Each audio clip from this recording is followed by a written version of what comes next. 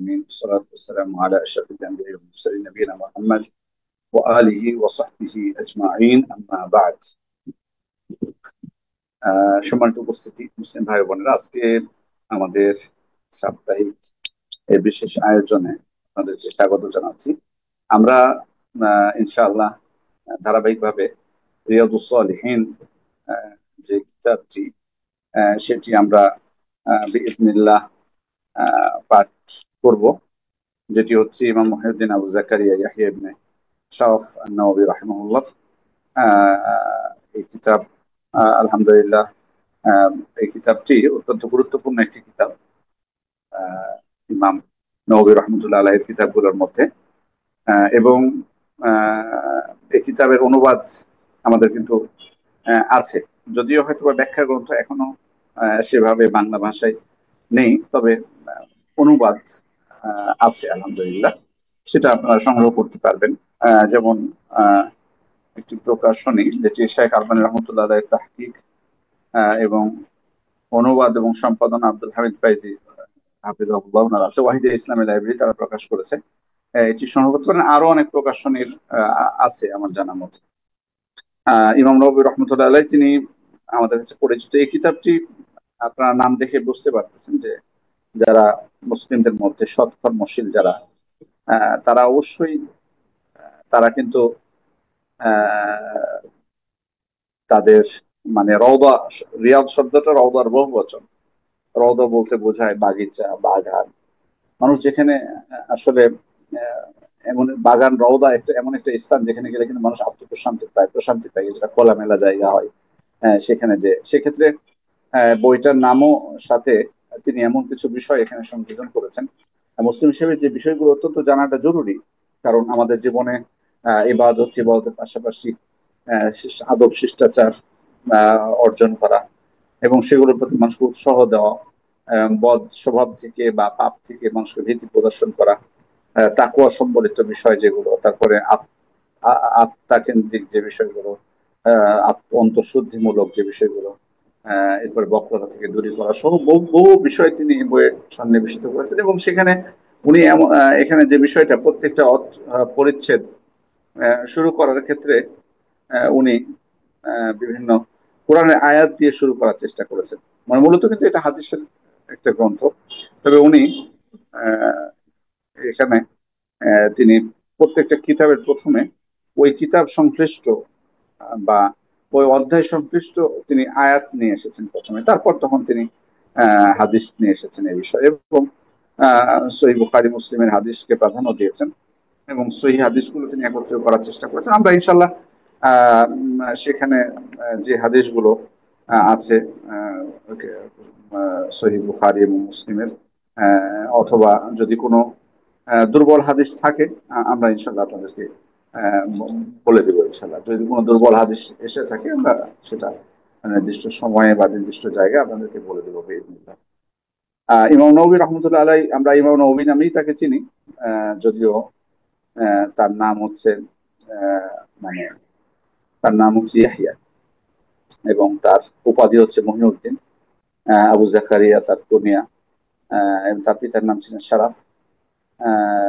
নওবী গ্রামে তার জন্ম এবং 631 হিজরিতে তিনি জন্মগ্রহণ করেছেন। ইমাম নওয়াবী রহমতুল্লাহ 631 জন্মগ্রহণ করেছেন এবং শৈশবেই তিনি কোরআন মুখস্থ করে ফেলেন এবং কোরআন মুখস্থের পাশাপাশি কোরআন, সুন্নাহ, নাহু, সরফ, ফিকহ, উসুল ফিকহ বিষয়ে দক্ষতা অর্জন করেন।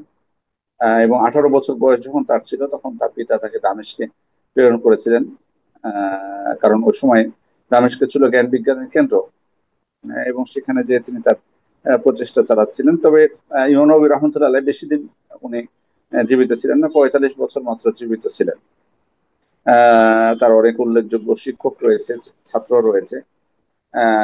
তিনি বিশেষ করে ইমাম শাফিঈর মাযহাবের ফিকহি জ্ঞান অর্জন করেছেন, যদিও আমরা তাকেও মুজতাহিদ বলতে পারি। তবে আপনারা জানেন যে সালাফদের তারা যদিও তারা নিজেরাও মুজতাহিদ হলেও নিজেরা অনেক সময় করে একটা মাযহাবের দিকে ইজতিহাদি মাসআলাগুলোতে নিজেদেরকে সম্পৃক্ত করতেন। সেক্ষেত্রে ইমাম নওয়াবী তাকে শাফিঈ মাযহাবের অন্তর্ভুক্ত মনে করা হয় এরপরে তার বিভিন্ন যে গ্রন্থগুলো রয়েছে, আমরা অনেক গ্রন্থ জানি, যেমন আপনারা জানেন যে ফিকহের ক্ষেত্রে সব থেকে বড় যে কিতাবটি আল মাজমু শারহুল মুহাদ্দাব, যেটি ইমাম শাফির মাযহাবের মতন, সেটিকে উনি ব্যাখ্যা করেছেন, যদিও উনি পূর্ণ করতে পারেননি বলে বলা হয়। তো আল মাজমু এটা ফিকহের অত্যন্ত গুরুত্বপূর্ণ একটি কিতাব, এবং অনেকের জন্য এটা একটা বড় একটা মার্জে। মানে আমরা ফিকহের মাসালার ক্ষেত্রে যদি গবেষণা করতে চাই, তাহলে কিন্তু তার এই কিতাবটা অত্যন্ত গুরুত্বপূর্ণ আমরা বলতে পারি। এবং বড় কিতাব। এটা শুধুমাত্র শাফি মাযহাব নয়, বরং অনেক অন্যান্য মাযহাব বা বড় বড় অনেক বিদ্বানরা এই কিতাবটাকে তারা অনুসরণ করে থাকেন, কারণ এখানে অত্যন্ত সূক্ষ্মভাবে প্রত্যেকটা আল ফিকুল করেন যেটাকে বলা চলে, সেটা সেই সংক্রান্ত কিতাব এটা বলা যায়। আহ সেক্ষেত্রে ইমাম নবী রহমতুল্লাহ আলাইহি তার এই কিতাবটা, এরপর ইমাম মুসলিমের সহিহ মুসলিমের তিনি ব্যাখ্যা করেছেন, মিনহাজ যেটি। এরপরে রিয়াদুস সালিহিন তো অবশ্যই আছে, মুখতাসার উসুল গাবা, আদব মুফতি আল মুস্তাফতি, মুস্তারুল আরিফিন আল বাউন আন-নাওয়াবিয়া, এটি অত্যন্ত প্রসিদ্ধ একটি কিতাব আমাদের কাছে, 40 হাদিসের যে কিতাবটি। সেক্ষেত্রে তিনি, আমরা বলছিলাম যে 632 বললাম, 31-এ তিনি জীবিত জন্মগ্রহণ করেছেন, 676-এ তিনি মারা যান, মানে বেশি দিন আসলে বাঁচেন। ইমাম খুব অল্প দিনে, কিন্তু খেয়াল করে দেখবেন যে মাত্র 45 বছর তিনি জীবিত থাকলেও মানে খেদমত কিন্তু করেছেন, মাশাআল্লাহ। মানে এটা কল্পনা করা যায় না যে তার এত অল্প বয়সে, মানে যে এত অল্প বয়স পেয়েও মানে তিনি খেদমত করেছেন কত। এবং তার মৃত্যুর পর পুরো দামেস্কে কিন্তু মানে তার মৃত্যুর সংবাদ ছড়িয়ে পড়ে, এবং সবাই খুবই ব্যথিত হন, কান্না করেন বিভিন্ন জায়গা থেকে। বড় বড় যারা সরকারের প্রতিনিধি ছিল, তারা পর্যন্ত তার জন্য আন্তরিকভাবে দোয়া করেছিলেন। এবং তার ক্ষেত্রে ইমামদের বা আলেমদের মন্তব্য ইমাম নববীর ক্ষেত্রে এটা অত্যন্ত পরিচিত। এবং তিনি একজন বিশিষ্ট মুজতাহিদ ছিলেন, ফাকিহ ছিলেন, তিনি একজন বিশিষ্ট মুহাদ্দিস ছিলেন, এতে কোনো সন্দেহ নেই। এবং বড় বিদ্যা, যার কোরআন এবং সহিহ সুন্নাহর আলোচনার ক্ষেত্রে যার কিতাবগুলো থেকে আমরা নিজেদেরকে অবশ্যই কখনোই অভাব মুক্ত বা প্রয়োজন মুক্ত মনে করতে পারি না। তো যাই হোক, আমরা তারই কিতাব রিয়াদুস সালিহিন, সেটা আমরা শুরু করছি। প্রথম যে পরিচ্ছেদ যে উনি রচনা করেছেন, বাবুল ইখলাস ওয়া ইহদার নিয়্যা ফি জামিল আমাল ওয়াল আহওয়াল ওয়াল আহওয়াল আল বারিজা ওয়াল খাফিয়া, অর্থাৎ প্রকাশ্য এবং গোপনীয় আমল, তারপরে হচ্ছে কথাবার্তা, অবস্থা সমূহে আন্তরিকতা এবং বিশুদ্ধ নিয়ত পরিচ্ছেদ, ইখলাস একনিষ্ঠতা, এবং ইহদার নিয়্যা নিয়তের উপস্থিতি। এবং এই পরিচ্ছেদের প্রথমেই তিনি পবিত্র কোরআনের আয়াত দিয়ে শুরু করেছেন, যেটা তিনি প্রথমেই বলেছেন যে আমি প্রত্যেকটা পরিচ্ছেদের প্রথমে কোরআন তেলাওয়াত, কোরআনের আয়াত আমি নিয়ে আসবো। ওমা উমিরু ইল্লা লিয়াবুদুল্লাহ মুখলিসিনা লাহুদ্দিন হুনাফা ওয়া ইউকিমুস সালাতা ওয়া ইউতুজ যাকাতা ওয়া যালিকা দীনুল কাইয়্যিম। সূরা আল বাইয়িনার 5 নম্বর আয়াতটি, যে তাদেরকে আদেশ করা হয়েছে শুধুমাত্র যে তারা আল্লাহর আনুগত্যে বিশুদ্ধ চিত্ত হয়ে একনিষ্ঠভাবে তারই ইবাদত করবে, তারা সালাত আদায় করবে, যাকাত দিবে, এবং এটি হচ্ছে সরল সঠিক দিন। তারপরে আরেকটি আয়াত, লা ইয়ানালুল্লাহু লুহুমুহা ওয়ালা দিমাউহা ওয়ালাকিন ইয়ানালুহু তাকওয়া মিনকুম। আল্লাহর কাছে কখনো এই যে কুরবানি আমরা দিই, সেখানে সেগুলোর গোশত বা রক্ত কোনটাই পৌঁছে না তোমাদের তাকওয়া। অর্থাৎ আমি আল্লাহ ভয়ে, মানে এই যে আমি কোরবানি করতেছি, সেক্ষেত্রে শুধু পশু কোরবানি নয়, বরং আমার আমার মনের মধ্যে যে আত্মিক যে সমস্যাগুলো আছে, কুটিলতা আছে, সেগুলোকে পর্যন্ত আমি জবাই করে দিচ্ছি, এবং এটা আল্লাহ সন্তুষ্টির উদ্দেশ্যে কতটুকু করতে পারছি। ফসল লেলে রব্বিকা ওয়ানহার, আপনার রবের জন্য আপনি সালাত আদায় করুন, আপনার তার জন্য আপনি কোরবানি করুন। সেক্ষেত্রে এখানে আল্লাহ ভীতি, আল্লাহর ভয়ে, আল্লাহর সন্তুষ্টির আশায় কতটুকু আমি কোরবানি করছি, এটাই কিন্তু আল্লাহর কাছে পৌঁছবে। সুতরাং এর গোস্ত রক্ত কোনটাই পৌঁছে না। কুল ইন তুখফু মা ফি সুদুরিকুম আও তুবদুহু ইয়ালামুল্লাহ, তোমরা যদি কোনো কিছু গোপন করো অথবা তোমরা যেটা প্রকাশ করো না কেন, সবকিছু আল্লাহ এই বিষয়ে অবহিত আছেন। আল্লাহ তাআলা সবকিছু এই বিষয়ে অবহিত আছেন। আহ এই আয়াতগুলো, 3টি আয়াত তিনি নিয়ে এসেছেন। একটি হচ্ছে সূরা আল বাইয়িনার, যেটি প্রথমটি, দ্বিতীয়টি হচ্ছে সূরা আল হজের 37 নম্বর আয়াত, তৃতীয়টি হচ্ছে সূরা আল ইমরানের 29 নম্বর আয়াত। তিনি এখানে নিয়ে এসেছেন। এই আয়াতগুলোতে আমরা দেখতে পাই যে নিয়তের প্রতি, বিশেষ করে একনিষ্ঠতা ইবাদতের ক্ষেত্রে, প্রথম আয়াতটিতে সালাত আদায় করা, একনিষ্ঠ হয়ে যাকাত দেওয়া, পরে আয়াতটিতে কুরবানির বিষয়টি এসেছে, এরপরে 3 নম্বর আয়াতে স্পষ্টই বলে দেওয়া হয়েছে যে তোমাদের ভিতরের খবর কিন্তু আল্লাহ তাআলা জানেন, মানে তোমরা কি উদ্দেশ্যে কি করো সেটা কিন্তু তিনি জানেন। সুতরাং তোমাদের এই আমলের মানে বদলা কিন্তু দেওয়া হবে তোমাদের নিয়ত অনুযায়ী অবশ্যই। প্রথম যে হাদিসটি তিনি নিয়ে এসেছেন সেই হাদিসটি খুবই প্রসিদ্ধ এবং অনেক মুহাদ্দিসগণ তাদের কিতাবে শুরু করেছেন এই হাদিস দিয়ে। عن عمر بن الخطاب رضي الله عنه قال سمعت رسول الله صلى الله عليه وسلم يقول انما الاعمال بالنيات وانما لكل امرئ ما نوى فمن كانت هجرته الى الله ورسوله فهجرته الى الله ورسوله ومن كانت هجرته لدنيا يصيبها او امرأة يتزوجها فهجرته الى ما هاجر اليه متفق على صحيح। সহিহ বুখারী এবং মুসলিম বর্ণনা করেছেন হাদিসটি উমর ইবনে খাত্তাব রাদিয়াল্লাহু আনহু থেকে। তিনি বলছেন আমি আল্লাহ রাসূল সাল্লাল্লাহু আলাইহি ওয়াসাল্লামকে বলতে শুনেছি যে তিনি বলেছেন যে প্রত্যেক কাজ প্রত্যেকটি আমল নিয়তের উপর নির্ভরশীল। ওয়াইন্নামা লিকুল্লি ইমরিইন মা নাওয়া, আর প্রত্যেক ব্যক্তি সেটাই পাবে যেটা সে নিয়ত করবে। ফামান কানাত হিজরাতুহু ইলাল্লাহি ওয়া রাসূলিহি ফাহিজরাতুহু ইলাল্লাহি ওয়া রাসূলিহি, কেউ যদি আল্লাহ এবং তার রাসূলের উদ্দেশ্যে হিজরত করে থাকে তাহলে তার হিজরতটাও আল্লাহ এবং তার রাসূলের জন্যই গ্রহণ করা হবে বা সেটাই গণ্য করা হবে। ওমান কানাত হিজরাতুহু লিদুনিয়া ইউসিবুহা, আর কেউ যদি হিজরত করে দুনিয়ার কোনো কিছু অর্জনের জন্য, আও ইমরাআতুন ইয়াতাযাওয়াজুহা, অথবা কোনো নারীকে বিবাহ করার জন্য, ফাহিজরাতুহু ইলা মা হাজারা ইলাইহি, তাহলে তার হিজরত যে উদ্দেশ্যে করেছে সেটাই সে পাবে। ধরুন কোন কাফের রাষ্ট্র থেকে হিজরতের কথা আগে বলে দিয়েছি, হিজরত বিষয়টা অবশ্যই মানে কোনো কোনো সময় হিজরত উলামা ইকরাম বলছেন ওয়াজিব হয়ে যেতে পারে।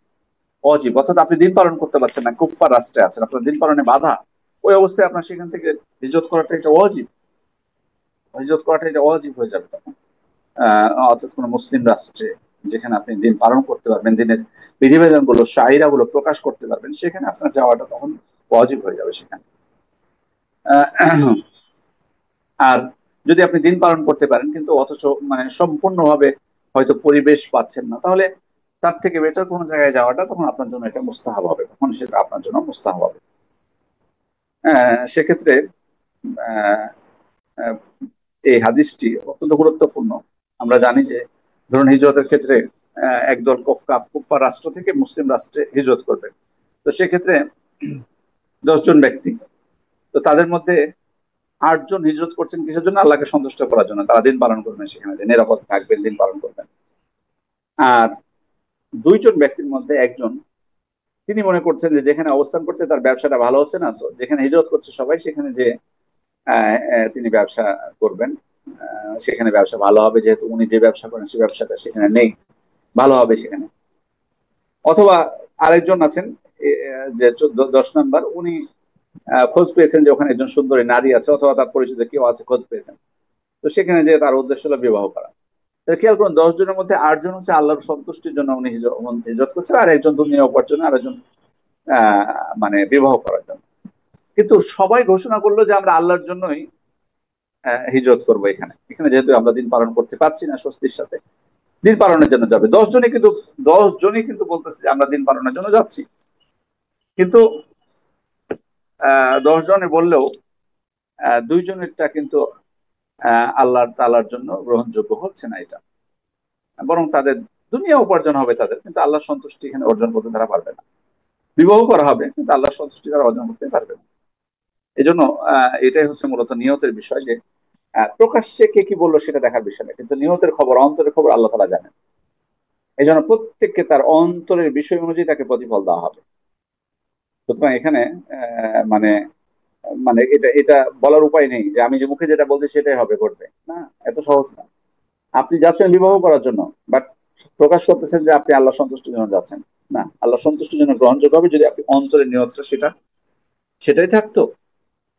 এর মাধ্যমে ইখলাসের প্রতি, আমলের ক্ষেত্রে ইখলাসের প্রতি গুরুত্ব দেওয়া হয়েছে, এবং স্পষ্ট করে দেওয়া হয়েছে যে কোনো আমল যদি আল্লাহ তাআলার উদ্দেশ্যে কেউ না করে, তার সন্তুষ্টি যদি উদ্দেশ্য না হয়, তাহলে সেটা গ্রহণ করা হবে না। আহ এবং যে কোনো আমল, যে আমলের দ্বারা সাধারণত মানুষ আল্লাহ সন্তুষ্টি অর্জন করে, সে আমলগুলো কেউ যদি আদা হিসেবে করতে চায়, মানে রীতিনীতি হিসেবে করতে চায়, তাহলে তার সব সে পাবে না, তাহলে তার সব সে পাবে না। যে কোনো ইবাদত ধরুন, মানে ধরুন আমি এমনি উদাহরণস্বরূপ বলছি যে হজ এটা একটা ইবাদত। এখন কেউ ভাবলো যে আল্লাহ তো আমাকে অনেক টাকা দিয়েছে, তো আমি তো কোনো কোনো কোনো কোনো বছর আমি সিঙ্গাপুরে যাই ঘুরতে, কোনো বছর আমি ইন্ডিয়া যাই, কোনো বছর নেপালে যাই, কোনো বছর মালদ্বীপে যাচ্ছি, কোনো বছর শ্রীলঙ্কায় যাচ্ছি ঘুরতে, এবার সৌদি আরবটাই ঘুরে আসি, সৌদি আরবটাই ঘুরে আসি, দেখি কি করে সবাই। হজও করা হলো, ঘুরে আসা হলো। এই যে এই ব্যক্তি মানে উনি উনি কিন্তু মূলতে তার উপর হজ খরচ সেটা উনি অনুধাবন করতে পারছে না। উনি অন্যান্য বছর অন্যান্য দেশে যেভাবে যায়, উনি এই বছরে সৌদি আরব যেতে চাচ্ছেন। তাহলে উনি কিন্তু ইবাদত হিসেবে যাচ্ছে না, উনি কিন্তু তার যে রীতি, তার যে অভ্যাস, অভ্যাস হিসেবে উনি যেতে চাচ্ছে, ঘুরতে, ওনার ঘোরা উদ্দেশ্য। তাহলে যে ব্যক্তি ঘোরার উদ্দেশ্যে সৌদি আরব যাবে, সে ঘোরারই সে মানে আহ, মানে সে ঘোরাটাই তার হবে, অন্য কিছু হবে না, তার নেকি হবে না, ইবাদত হবে না, সেটা ইবাদত হবে না। এটা কিন্তু অত্যন্ত গুরুত্বপূর্ণ বিষয়। আমি অনেককে দেখেছি, আমি আমার জীবন থেকে একটা কথা বলতেছি যে মদিনায়, মদিনায় কিন্তু আপনাকে যেতে হবে মসজিদ নববী জিয়ারতের উদ্দেশ্যে। সেখানে যাওয়ার পর আপনি আল্লাহর সন্তুষ্টি কামনা করবেন, সেখানে যে মসজিদে কুবায় যাবেন, ওহুদে জিয়ারত করতে যাবেন, বাকিতে জিয়ারত করতে যাবেন, মসজিদে কুবায় সালাত আদায় করতে যাবেন, সমস্যা নেই। বাট কেউ যদি আবার ওই যে জিন পাহাড় বলে যেটা দেখতে যায়, সে উদ্দেশ্যে মদিনায় গেল জিয়ারত। অনেকে বলে যে আমি মদিনায় আসলাম আর এটা দেখতে পাবো না, বা উটের প্রতি মানে উনি অন্য জায়গায় গেছেন সন্তুষ্ট না দেখে জিন পাহাড়টাকে যেতে হবে। তা আপনি যদি মদিনায় মানে জিয়ারতের উদ্দেশ্য হয় জিন পাহাড় দেখা, তাহলে আপনি মদিনার যে বিশেষ মর্যাদা সেটা কিন্তু আপনি লাভ করতে পারছেন। সত্য কথা যেটা। যে অতএব যে কোনো বিষয় ইবাদত, অবশ্যই যেটা যে ইবাদত দ্বারা আল্লাহ সন্তুষ্টি কামনা করায়, সেই ইবাদত যদি আমি আল্লাহ সন্তুষ্টির উদ্দেশ্যে না করে দুনিয়ার কোনো অভ্যাসবশত, রীতিবশত বা মানুষ করছে তাই আমি করছি এই উদ্দেশ্য করি, তাহলে সেটা গ্রহণযোগ্য হবে না। আরেকটা বিষয় নিয়ত বলা হয়েছে এখানে। নিয়ত অর্থ সংকল্প, সংকল্প হয় অন্তরে, সংকল্প হচ্ছে অত অন্তরে।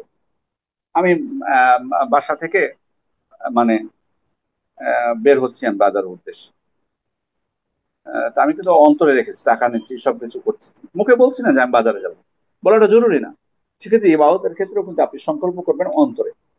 মুখে বলাটা এটা আল্লাহ রসুল সাল্লাল্লাহু আলাইহি ওয়াসাল্লাম বা সাহাবা ইকরামের তাদের কোনো রীতি মানে তাদের কোনো এটা আমল ছিল না, মুখে প্রকাশ করাটা। পরবর্তীতে এগুলো আবিষ্কৃত হয়েছে, অতএব মুখে নিয়ত প্রকাশ করাটা এটা স্পষ্ট বেদাতের অন্তর্ভুক্ত, স্পষ্ট বেদাতের অন্তর্ভুক্ত। তবে কোনো ইবাদতে যদি সেটা পাঠ করার কোনো বিষয় থাকে, যেমন হজ বা উমরার ক্ষেত্রে তালবিয়া পাঠ করার কথা বলেছে, লাব্বাইক আল্লাহুম্মা উমরাতান ওয়া লাব্বাইক আল্লাহুম্মা হাজ্জান, সেটা আপনি তো পাঠ করতে পারেন, কিন্তু সেটাই কিন্তু যথেষ্ট হবে না, বরং অন্তরে আপনার সংকল্প কিন্তু থাকতে হবে। আপনি হজে যাচ্ছেন, আপনি উমরা করতে যাচ্ছেন, উমরার সংকল্প কিন্তু আপনার অন্তরে থাকবে, অবশ্যই থাকতে হবে, কারণ নিয়ত বিষয়টা অন্তরের সাথে সংশ্লিষ্ট। সুতরাং একজন মানুষের ক্ষেত্রে মানে অনেক সময় একই কাজ দুইজনে করতেছে, একই কাজ দুইজনে করতেছে, একজন করতেছে ইবাদত হিসেবে, একজন করতেছে তার অভ্যাস হিসেবে, আচার ব্যবহার হিসেবে, বৈশ্বিক মানে তার কি বলে যেটা রীতি হিসাবে, রীতি হিসাবে। আহ এজন্য এটা অত্যন্ত গুরুত্বপূর্ণ বিষয়। এই জন্য প্রত্যেকটা আমলের ক্ষেত্রে নিয়ত বিশুদ্ধতা অত্যন্ত গুরুত্বপূর্ণ বিষয়। আহ রিয়া অনেক সময় যদি কোনো আমলের ক্ষেত্রে প্রথম থেকে একটা বিষয় লোক দেখানো উদ্দেশ্য হয়, তাহলে সেই আমলটা কিন্তু গ্রহণযোগ্য হবে না। বিশেষ করে কোনো ইবাদতের শুরু থেকে আপনি আপনার উদ্দেশ্য হচ্ছে, ইবাদত শুরুর আগে আপনার উদ্দেশ্য এটা মানুষকে মানে দেখানোর জন্য আপনি করবেন, তাহলে কিন্তু আহ এটা কিন্তু ওই আমলটা কিন্তু বরবাদ হয়ে যাবে, সম্পূর্ণটাই বরবাদ হয়ে যাবে। আর যদি ইবাদতের মাঝখানে রিয়া চলে আসে, মানে শুরু হয়েছিল আল্লাহ তাআলা সন্তুষ্টির উদ্দেশ্যে, বাট মাঝখানে রিয়া এসছে, রিয়া এসে উপস্থিত হয়েছে, তাহলে কিন্তু আপনার আহ ওই ইবাদতটার প্রথম অংশ যদি শেষ অংশের সাথে সম্পৃক্ত থাকে, পুরোটা একটা ইবাদত, তাহলে কিন্তু আপনার পুরো ইবাদতটা বাতিল হয়ে যাবে। যেমন সালাত, সালাত আপনি শুরু করছেন তাকবীরে তাহরিমা দিয়ে, শেষ হবে তাসলিম দিয়ে, সালাম দিয়ে। এখানে প্রথম রাকাতে আপনি আল্লাহ সন্তুষ্টি ছিল, দ্বিতীয় রাকাতে যে রিয়া চলে এসেছে, তাহলে কিন্তু পুরো সালাদটা আপনার বাতিল হয়ে যাবে, কারণ সালাতের শুরু থেকে শেষ পর্যন্ত সম্পৃক্ত থাকে। তবে কোনো ইবাদতের যদি এমনটা না হয়, বরং আলাদা আলাদা হয়, সেক্ষেত্রে যেমন সদাকা, আপনি সদাকা করছেন, 1 ঘন্টা আপনি সদাকা করলেন, 1 ঘন্টার মধ্যে প্রথম আধা ঘন্টা আপনার আল্লাহ সন্তুষ্টি ছিল, দ্বিতীয় আধা ঘন্টায় আপনার রিয়া চলে এসেছে। সেক্ষেত্রে প্রথম আধা ঘন্টা যে আপনি সদাকা করেছেন, সে সদাকা গ্রহণযোগ্য হবে, আর শেষের আধা ঘন্টা যেটা, সেটা আল্লাহর কাছে গ্রহণযোগ্য হবে না, সেটা আল্লাহর কাছে গ্রহণযোগ্য হবে না। আর আমল শেষ করার পর যদি রিয়া আসে, আমল শেষ করার পর যদি রিয়া আসে, আমল শেষ হয়ে গেছে, তাহলে আমলটা গ্রহণযোগ্য হবে আল্লাহ তাআলার কাছে।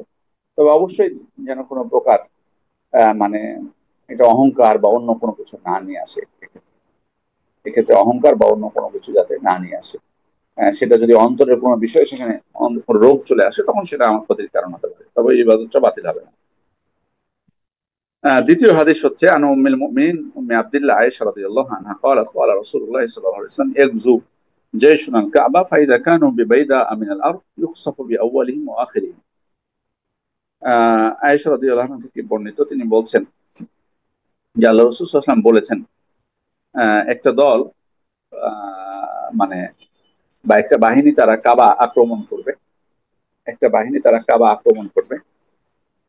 ফাইদা কানু বিবাইদা মিনাল আরদ, তারা যখন মানে মরুপ্রান্তরে পৌঁছবে, বাইদায় পৌঁছবে, ইউখসাফু বিআউয়ালিহিম ওয়া আখিরিহিম, আল্লাহ তাআলা তাদের সবাইকে জমিনে ধসিয়ে দিবেন, তাদেরকে একবারে প্রথম থেকে শেষ ব্যক্তি পর্যন্ত সবাইকে ধসিয়ে দিবেন।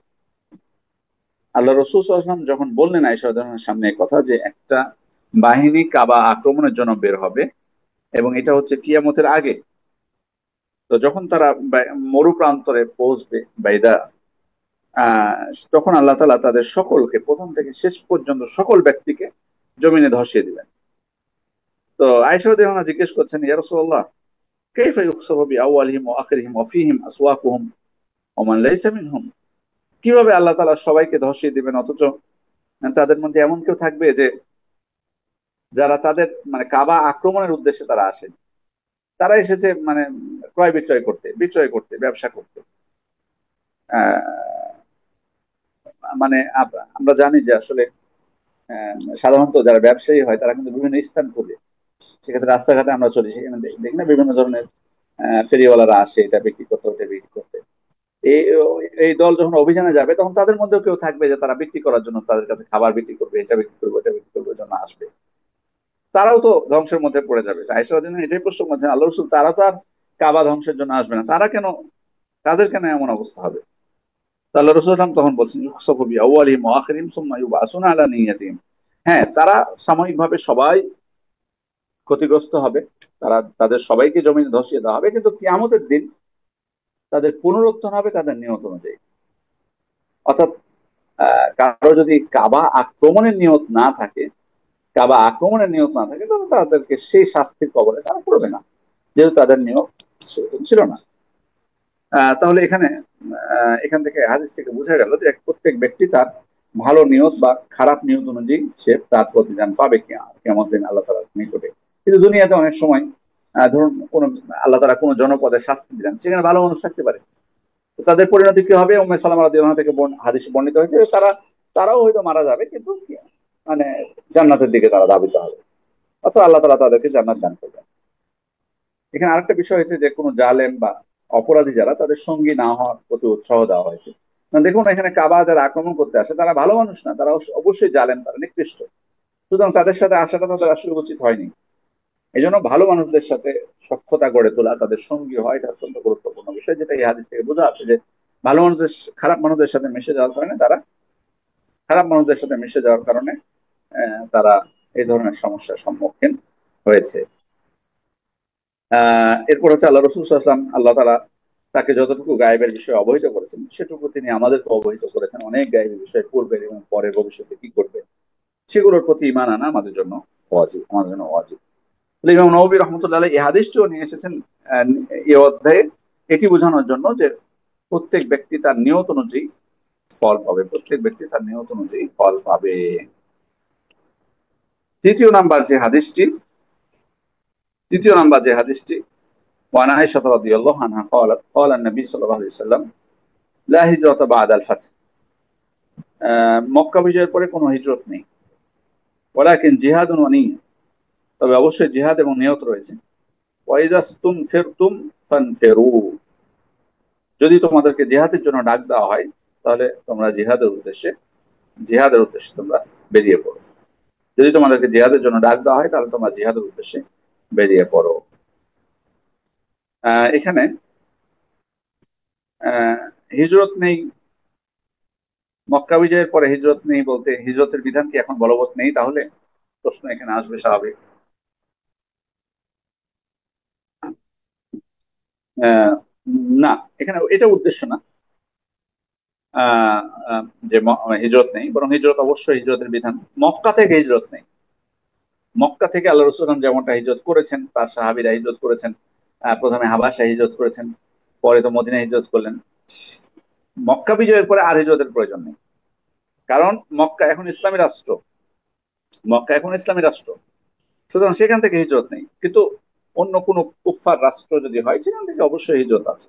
হিজরতের বিধান বলবৎ থাকবে। এবং এখান থেকে আরেকটা শিক্ষা পাওয়া যায় যে মক্কা কিয়ামতের আগে কখনো কখনো আর কাফের রাষ্ট্রে পরিণত হবে না, বরং মুসলিম রাষ্ট্রের অন্তর্ভুক্ত থাকবে মক্কা। কিয়ামত পর্যন্ত মক্কা মুসলিম রাষ্ট্রের অন্তর্ভুক্ত থাকবে। এটা এই হাদিস থেকে বোঝা যাচ্ছে, কারণ আল্লাহ রাসূল বলে দিয়েছেন যে মক্কা থেকে আর কোনো হিজরত নেই।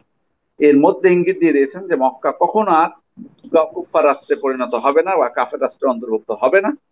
কারণ যদি হতো তাহলে তো হিজরত হিজরত বলবৎ থাকতো, কিন্তু যদি হিজরত বলবৎ থাকবে না কিয়ামতের আগে আগ পর্যন্ত মক্কা থেকে, তার মানে বোঝা যাচ্ছে মক্কা আর কখনো, মক্কা সব সময় কিয়ামত পর্যন্ত মুসলিম রাষ্ট্র হিসেবে বলবৎ থাকবে। আর জিহাদের বিষয়টা এটা স্পষ্ট করে দিয়েছেন আল্লাহ রাসূল সাল্লাল্লাহু আলাইহি ওয়াসাল্লাম, যে অবশ্যই জিহাদ থাকবে। এটা জিহাদ অবশ্যই থাকবে। জিহাদের বিষয়টা এখানে তিনি স্পষ্ট করে দিয়েছেন, জিহাদ অবশ্যই থাকবে। আহ এবং এখানে আরেকটা বিষয় স্পষ্ট করে যে তোমাদেরকে যখন জিহাদের জন্য ডাকা হবে, তোমাদেরকে যখন জিহাদের জন্য ডাকা হবে, তখন তোমরা বেরিয়ে পড়ো বা জিহাদের ডাকে সাড়া পড়বে। এর মাধ্যমে বোঝা যাচ্ছে যে অলিউল আমর, মুসলিম রাষ্ট্রের শাসক যদি আহ যাকে জিহাদের জন্য ডাক দিবেন তার উপর জিহাদে যাওয়াটা ফরজ হয়ে যাবে। জিহাদ যাওয়াটা ফরজ হয়ে যাবে। জিহাদ ফরজে কিফায়া, কিন্তু কোনো কোনো সময় ফরজে আইন হতে পারে, যেমন জিহাদের ময়দানে নেমে গেলে সেটা ফরজে আইন হয়ে যায়। শত্রু আক্রমণ করে বসলে ফরজে আইন হয়ে যায়। তারপর হচ্ছে ইমাম যদি জিহাদের জন্য ডাক দেন, মুসলিম রাষ্ট্রের শাসক, তাহলে যাকে ডাক দিবেন তার জন্য এটা ফরজ হয়ে যাবে। এখানে এই হাদিসটি উনি অধ্যায়ে নিয়ে এসেছেন যে আহ, নিয়তের বিষয়টা এখানে রয়েছে, যে বাকি রয়েছে জিহাদ এবং নিয়ত। মানে অবশ্যই আপনার নিয়ত থাকতে হবে, নিয়ত আপনার থাকতে হবে। জিহাদ যদি না থাকে কিন্তু স্পৃহা থাকতে হবে অন্তর থেকে, আপনার কামনা থাকতে হবে যে আমি অবশ্যই জিহাদ, যদি সুযোগ আসে জিহাদ আমি করব। এই কামনা মুসলিম হিসেবে আমাদের অবশ্যই আহ থাকতে হবে। সম্মানিত উপস্থিতি, আমি আজকে 3টা হাদিস পাঠ করলাম। এরপরে ইনশাল্লাহ বাকি পরবর্তী পর্বগুলোতে ইনশাল্লাহ আমি আহ বাকি হাদিসগুলো পূর্ণ করব। আজকে যে হাদিসগুলো ছিল, যে অধ্যায় নিয়ে আলোচনা করছি ইখলাস, ইখলাসটা অত্যন্ত গুরুত্বপূর্ণ বিষয়। আমাদের আরো অনেক হাদিস আছে ইখলাস সংক্রান্ত, সেই হাদিসগুলো আমরা অবশ্যই পাঠ করব। তবে এর মাধ্যমে আমি যে বিষয়টা বলতে চাইবো যে আসুন আমরা আমাদের জীবনে একনিষ্ঠ হই সর্বক্ষেত্রে। আমাদের আমল কিন্তু আছে, আলহামদুলিল্লাহ যথেষ্ট, আলহামদুলিল্লাহ ভালো কাজ হচ্ছে। মসজিদে আপনি যান, মুসল্লি আছে, হজ তো করতে যাচ্ছে আলহামদুলিল্লাহ, জাকাত তো দিচ্ছে, যদিও হয়তো বা সেই পরিমাণ হচ্ছে না। আহ সিয়াম তো পালন করছি, মাশাআল্লাহ কত মানুষ সিয়াম পালন করে আলহামদুলিল্লাহ। বাট আমাদের যেটার অভাব সেটা হলো একনিষ্ঠতা, ইখলাস। আল্লাহ সন্তুষ্টির উদ্দেশ্য কতটুকু আমরা করতে পারছি, কারণ এটাই তো হলো মূল। কারণ এটা যদি আমি ঠিক করতে না পারি, আমি একনিষ্ঠ হতে না পারি আমার আমলে, তাহলে তো আমলটা গ্রহণ করতে হবে না। সুতরাং আসুন আমরা নিয়তকে বিশুদ্ধ করি, আল্লাহ সন্তুষ্টি আমরা কামনা করি। ইবাদতের ক্ষেত্রে 3টা বিষয় অবশ্যই অত্যন্ত জরুরি। একটা হলো আল্লাহর কাছে সব কামনা করতে হবে, তাকে ভয় করতে হবে। মানে ইবাদত আমি করলাম, আমি যদি মনে করি 100% আশা নিয়ে যাই যে আমার নিশ্চিত নিশ্চিত যে আমার ইবাদত কবুল হয়ে গেছে, এটা কিন্তু ঠিক না। বরং আশঙ্কা থাকতে হবে যে আল্লাহ ইবাদতটা নাও কবুল করতে পারে, বা আল্লাহ আমাকে শাস্তি দিতেও পারেন, এরপর আমি ইবাদত করছি তারপরে দিতে পারেন। এই আশঙ্কাটা মনের মধ্যে সবসময় রাখতে হবে এবং আশাও থাকতে হবে। আর তৃতীয় হচ্ছে ভালোবাসা থাকতে হবে আল্লাহ প্রতি, আল্লাহকে ভালোবেসে প্রত্যেকটা ইবাদত করতে হবে। সুতরাং একনিষ্ঠতা এটা অত্যন্ত আমাদের যে কোনো কাজের ক্ষেত্রে, অল্প অল্প ক্ষেত্রে অল্প যদি আমি আমল করি, একনিষ্ঠতা সেখানে থাকে, সেটাই কিন্তু কার্যকর হবে। আর অনেক বেশি আমল করলাম কিন্তু, খেয়াল করে দেখুন যে আসলে কিন্তু একজন মুসলিম এবং একজন অমুসলিমের মধ্যে পার্থক্য কিন্তু এখানেই। অমুসলিম ব্যক্তি ভালো কাজ করে না, মুসলিম তো ভালো কাজ করে, কিন্তু আমাদের যে সমস্যাটা যেখানে হয় সেটা হলো নিয়তের ক্ষেত্রে। এই জন্য আমরা যত আহ্বান জানাবো যে আসুন আমরা নিয়তের ক্ষেত্রে আমরা একনিষ্ঠ হই, এবং ইখলাস প্রত্যেকটা কাজে, কথায়, কাজে প্রত্যেকটা অবস্থাতে আমরা ইখলাস বজায় রাখি, একনিষ্ঠতা, ইনশাল্লাহ তাহলে আমরা আল্লাহ তাআলার কাছে সব কামনা করতে পারবো। নতুবা রিয়া যদি হয় বা আল্লাহ ছাড়া অন্য কারো সন্তুষ্টি, অন্য কারো উদ্দেশ্যে ইবাদত করি, তাহলে কিন্তু সেটা শিরক হয়ে যাবে। সেটা কিন্তু স্পষ্ট শিরক, বড় শিরক হবে। আমি ইবাদতটা আল্লাহর জন্য না করে অন্য কারোর জন্য করলাম, এই স্পষ্ট শিরক। আর যদি লোক দেখানো হয়, এটা ছোট শিরকের অন্তর্ভুক্ত হবে। আখাফু মা আখাফু আলাইকুম আশ-শিরকুল আসগার।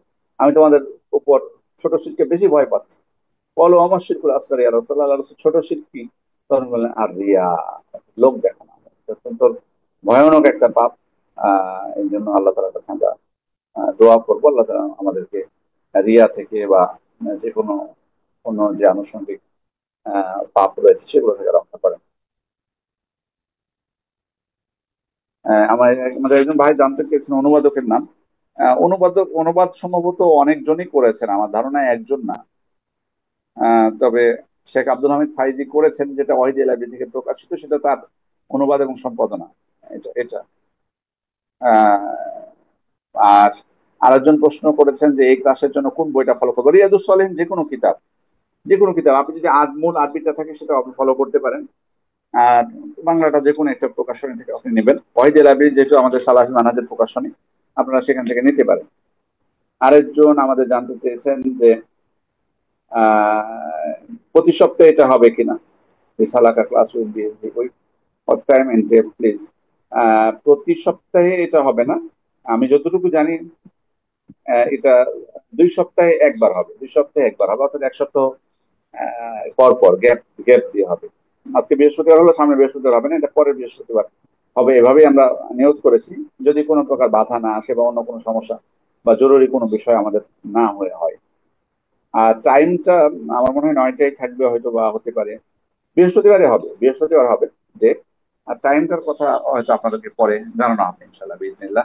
আজকে আমরা লম্বা আর করলাম না, ইনশাল্লাহ সামনে দিন ইনশাল্লাহ আপনাদের সাথে আবারও সামনের ক্লাসে যেদিন হবে সেদিন দেখা হবে। এবং সেদিন হয়তো যাতে আমরা আরো ভালো প্রস্তুতি নিয়ে আসতে পারি এবং আরো একটু আহ মনোযোগী হই। আর আপনারা যদি কিতাব আপনাদের সাথে রাখতে পারেন, এটা খুব ভালো হয়। কিতাব রাখতে পারেন, আপনারা একটা কিতাব রেখে সেখানে যদি আপনার মনে হয় যে এই কথাটুকু আমার ভবিষ্যতে আহ, কাজে লাগতে পারে, তাহলে একটু লিখে রাখবেন বইয়ের কোনায়, প্রয়োজনে আপনি ইয়া দিয়ে পেন্সিল দিয়ে লিখে রাখবেন, সমস্যা নেই। পেন্সিল দিয়ে লিখে রাখবেন অথবা কলম দিয়ে লিখে রাখতে পারেন, সুন্দরভাবে লিখে রাখতে পারেন, কোনো সমস্যা নেই। আল্লাহ আমাদের সবাইকে যে কোনো কল্যাণমূলক কাজের জন্য কবুল করে নিন। আমিন। জাযাকুমুল্লাহু খাইরান। ওয়া আখিরু দাওয়ানা আলহামদুলিল্লাহি রাব্বিল আলামিন। সুবহানাকাল্লাহুম্মা ওয়া বিহামদিকা আশহাদু আন লা ইলাহা ইল্লা আনতা আস্তাগফিরুকা ওয়া আতুবু ইলাইক। আসসালামু আলাইকুম ওয়া রাহমাতুল্লাহি ওয়া বারাকাতুহু। আহ, আলহামদুলিল্লাহ, শাহেদ খুবই গুরুত্বপূর্ণ আলোচনা করেছেন। আল্লাহ তাআলা আমাদেরকে এর মাধ্যমে উপকৃত হওয়ার তৌফিক দান করুন। আমাদের পরবর্তী দার্স গুলো কখন হবে সেটা আমরা ইনশাল্লাহ আমাদের যে ফেসবুক অফিসিয়াল পেজ রয়েছে সেখানে আপডেট জানাবো, এবং আমাদের যে অফিসিয়াল হোয়াটসঅ্যাপ গ্রুপ গুলো রয়েছে সেখানেও জানিয়ে দেওয়া হবে ইনশাল্লাহ। তো সকলেই যুক্ত থাকুন, এবং আশা করব পরবর্তী দার্স গুলোতেও কাউন্সেলিং সেবা প্রদান করা হয়। অনলাইনে একাডেমিক কার্যক্রম পরিচালনার পাশাপাশি বিভিন্ন সময়ে অনলাইন ও অন ক্যাম্পাস প্রফেশনাল ওয়ার্কশপ আয়োজন করা হয়। এখানে দক্ষ ও অভিজ্ঞ প্রশিক্ষকদের মাধ্যমে হাতে কলমে প্রশিক্ষণ দেওয়া হয়। ইতোমধ্যে আয়োজিত ওয়ার্কশপগুলো হচ্ছে সফট স্কিল ওয়ার্কশপ, বিজনেস জাকাত ওয়ার্কশপ, হজ ওয়ার্কশপ ও গাসলুল মাইয়েতা ওয়ার্কশপ। ইলম অর্জনের পথে শিক্ষকের সান্নিধ্য অত্যন্ত জরুরি, কেননা সালাফগণ বলতেন, ইন্না হাযাল ইলমা দীনুন ফানজুরু আম্মান তাখুযুনা দীনাকুম। এই ইলম তথা কোরআন সুন্নাহর ইলম হচ্ছে দ্বীন, সুতরাং দেখে নাও কার কাছ থেকে তোমরা দ্বীন গ্রহণ করছো। এ লক্ষ্যে তাইবা একাডেমি বেশ কিছু অফলাইন ইভেন্টের আয়োজন করেছে। তন্মধ্যে রয়েছে গেট টুগেদার 2022 এবং ওরিয়েন্টেশন প্রোগ্রাম ও মেধাবৃত্তি প্রদান 2023, যেখানে শিক্ষার্থীরা তাদের শিক্ষকদের সাথে সরাসরি যোগাযোগ ও মত বিনিময়ের সুযোগ পেয়ে থাকেন। বিশুদ্ধ জ্ঞানকে সর্বত্র ছড়িয়ে দিতে তাইবা একাডেমি প্রতিষ্ঠা করেছে রিসার্চ অ্যান্ড পাবলিকেশন বিভাগ। তাইবা একাডেমির প্রতিষ্ঠাতার তত্ত্বাবধানে এ গবেষণা বিভাগ ইতিমধ্যে বেশ কিছু বই প্রকাশ করেছে। তন্মধ্যে রয়েছে আহলুস সুন্নাহ ওয়াল জামায়াতের আকীদা, তালিমুল কোরআন কায়দা, ফিকহুত তাহারা, ফিকহুল হজ ওয়াল উমরা, অ্যাক্টিভ প্যারেন্টিং, মুমিনের পারিবারিক জীবন, মুমিনের দোয়া এবং শিশু কিশোরদের মাসনুন দোয়া শেখার ফ্ল্যাশ কার্ড আমার প্রথম দোয়া। দেশের ভেতরে ও বাহিরে বহু শিক্ষার্থী তাইবা একাডেমির সাথে সম্পৃক্ত থেকে দ্বীনের জ্ঞান অর্জন করে যাচ্ছে। এ পর্যায়ে শেয়ার করছি বেশ কিছু শিক্ষার্থীর অভিজ্ঞতা, অর্জন ও অনুভূতি। আসসালামু আলাইকুম, আমি মোহাম্মদ ফজলুল করিম। আমি ফার্মেসি থেকে অনার্স মাস্টার্স করেছি এবং বর্তমানে আমি অপশন ফার্মা লিমিটেডে চাকরিরত আছি। আমি যখন তাইবা একাডেমিতে ভর্তি হইনি, মানে ডিপ্লোমা ইন ইসলামিক স্টাডিজে, তো সেক্ষেত্রে আমার কাছে এটা খুবই চ্যালেঞ্জিং মনে হয়েছে। যখন আমি ভর্তি হলাম তখন আমার ধারণাটা পরিবর্তন হয়েছে। ডিপ্লোমা ইন ইসলামিক স্টাডিজে কেউ যদি ভর্তি না হয় তাহলে সে কখনোই বুঝতে পারবে না যে জ্ঞানের কত জায়গা থেকে সে দূরে আছে জ্ঞান থেকে।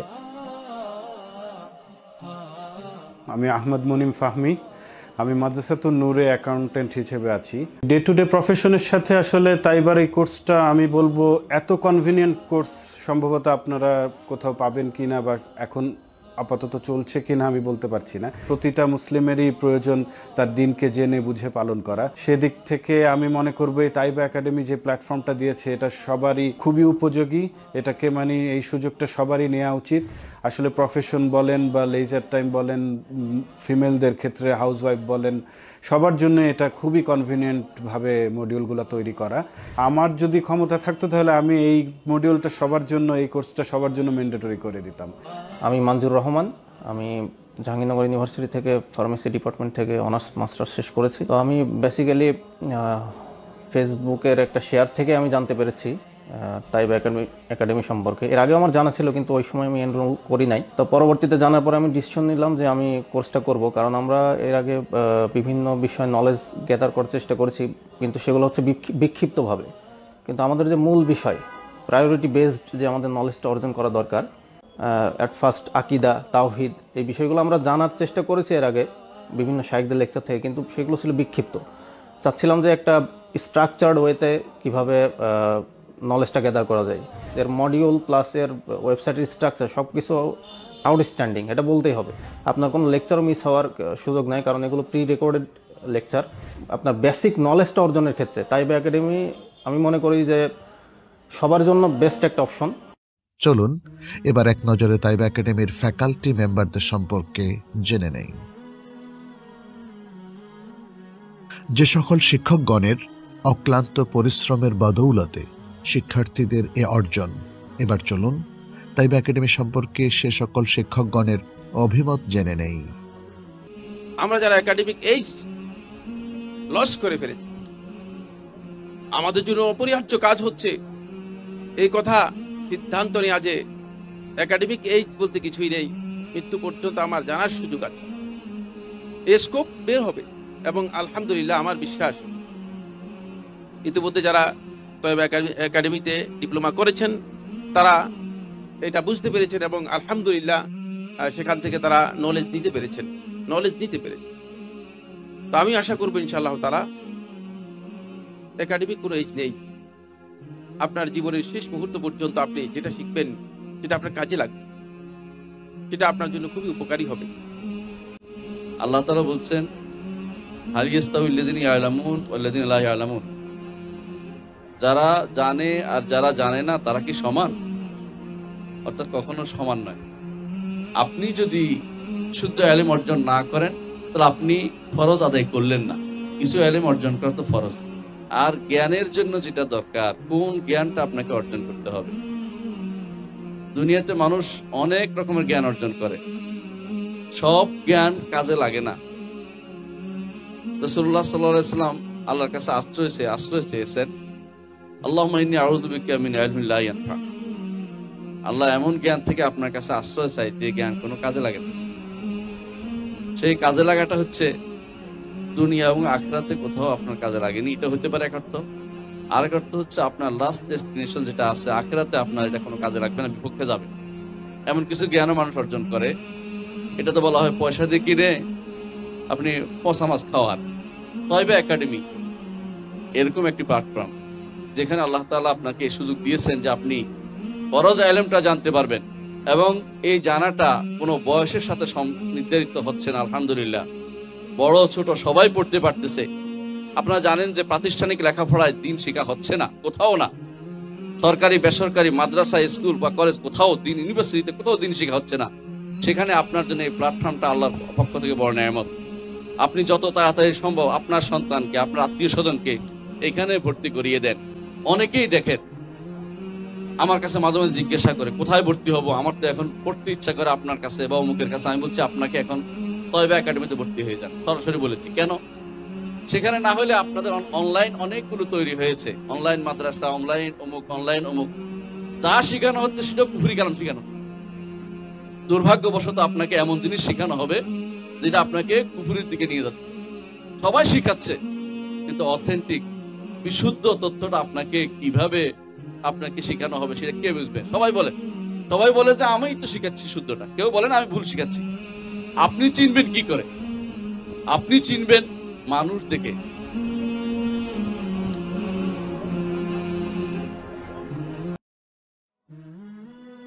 Enlightening the nation through education এ মহৎ উদ্দেশ্যে 2018 সাল থেকে তাইবা একাডেমির যাত্রা শুরু। তাইবা একাডেমি হচ্ছে